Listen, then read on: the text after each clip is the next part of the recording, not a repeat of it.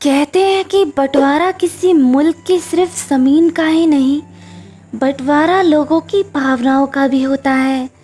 लकीरें जो सरहद पर खींची जाती है वो लोगों के जहन पे भी गहरे निशान छोड़ जाती है। इस वीडियो में आप ऐसी बातें जानोगे जो शायद ही आपको पता हो।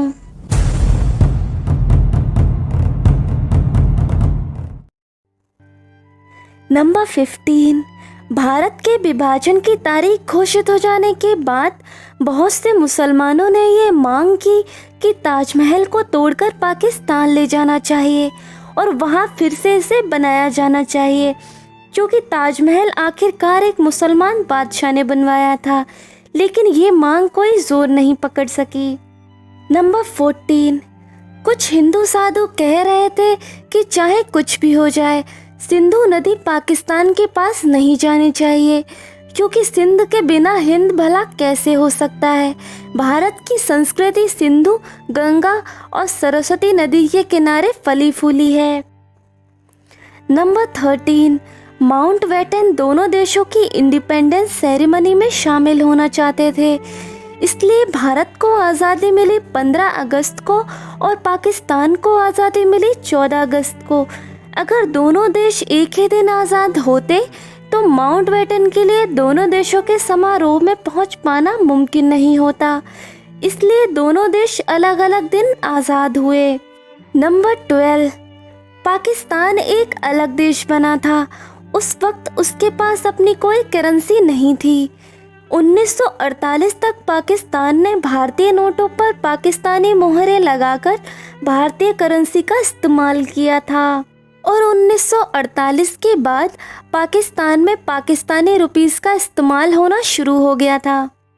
नंबर 11। जैसे एक परिवार में दो भाइयों का बंटवारा होता है और घर में मौजूद एक एक चीज़ को बांटा जाता है, भारत पाक के बंटवारे के दौरान भी ज़मीन के साथ साथ बहुत कुछ बांटा गया था। सिक्के, नोट, साइकिल, टेबल, कुर्सियाँ, टाइपराइटर, लाइब्रेरी में मौजूद किताबें और इंसाइक्लोपीडिया ब्रिटानिका को भी बांटा गया था। कुछ भारत के हिस्से में आया तो कुछ पाकिस्तान के। नंबर 10। पाकिस्तान की पहली राजधानी कराची थी। बंटवारे के 20 साल बाद 14 अगस्त 1967 को इस्लामाबाद को पाकिस्तान की राजधानी बनाया गया था। नंबर 9। 14 अगस्त 1947 को जब भारत को आज़ादी मिलने में कुछ ही घंटे शेष बचे थे और देश में हज़ारों सिख, हिंदू, मुसलमानों का कत्ले आम हो रहा था, माउंटबेटन के बारे में ये कहा जाता है कि उस वक्त वे अपनी पत्नी एडविना के साथ अमेरिकन बॉब हॉप की फिल्म माई फेवरेट ब्रुनेट देख रहा था। नंबर 8। 20 फरवरी 1947 को ब्रिटिश प्राइम मिनिस्टर क्लेमेंट एटली ने ये घोषणा की कि 3 जून 1948 को भारत से ब्रिटिश रूल खत्म हो जाएगा। नंबर 7। 1947 की शुरुआत में देश में हिंदू मुस्लिम दंगे शिखर पे थे। 3 मार्च 1947 को गांधी जी ने कहा कि देश का बंटवारा उनकी लाश पर से होगा। एक तरफ गांधी जी अपनी जिद पर अड़े थे और दूसरी तरफ देश में हो रहे भयानक रक्तपात को देखते हुए सरदार पटेल और पंडित नेहरू ने ये मान लिया था कि अब देश का बंटवारा करना ही पड़ेगा। उधर माउंटबेटन को ये बात अनुभव हो रही थी कि अगर ब्रिटेन को भारत में हो रही हिंसा के कलंक से बचाना है तो जल्द से जल्द देश को आज़ाद कर देना चाहिए। यही वजह थी कि माउंटबेटन ने आज़ादी की तारीख जून 1948 से खिसकाकर 10 महीने पहले 15 अगस्त 1947 तय कर दी थी। आखिरकार देश को आज़ादी मिली, लेकिन देश के विभाजन की कीमत पर। नंबर 6। देश भर में ब्रिटिश फ्लैग को उतार लिया गया था और तिरंगा लहराया जा रहा था। पंडित नेहरू ने माउंटबेटन की इस गुजारिश को मान लिया था कि ब्रिटिश फ्लैग को उतारते वक्त किसी तरह का जश्न नहीं होगा, ताकि अंग्रेजों की भावनाओं को ठेस ना लगे। तिरंगा लहराए जाने पर ही समारोह किए गए थे। नंबर 5। 15 अगस्त 1947 के दिन जब देश आज़ादी का जश्न मना रहा था, तब गांधी जी आज़ादी की रस्म के दौरान हुए किसी भी कार्यक्रम में शामिल नहीं हुए। उस दौरान वे कलकत्ता में थे और हिंदू मुस्लिम दंगों को रोकने का प्रयास कर रहे थे। नंबर 4, सीरियल रेडक्लिफ जाने माने ब्रिटिश लॉयर थे।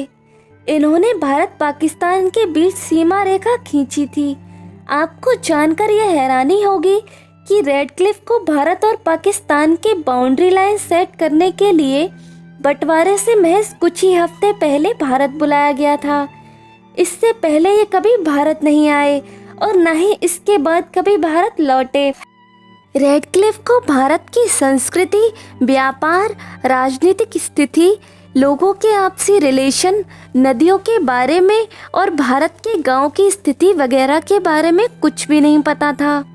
यहाँ तक कि उन्हें भारत की ज्योग्राफी के बारे में पूरी तरह से जानकारी नहीं थी।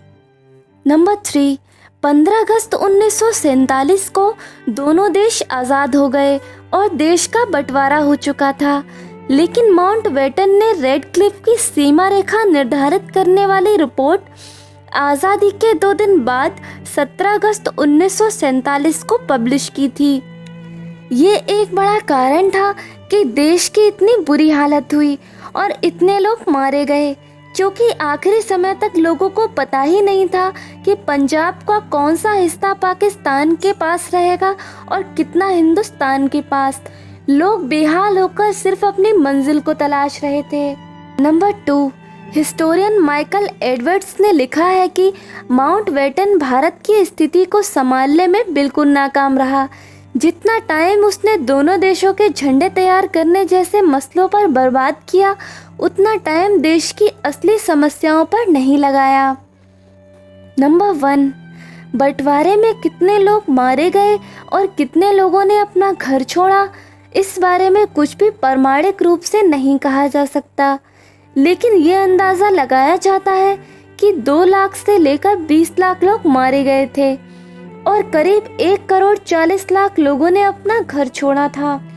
इतना भयानक मास माइग्रेशन दुनिया में पहले कभी नहीं हुआ। बंटवारे के दौरान अगर किसी की सबसे बुरी दुर्दशा हुई थी तो वो बच्चे और महिलाएं थीं।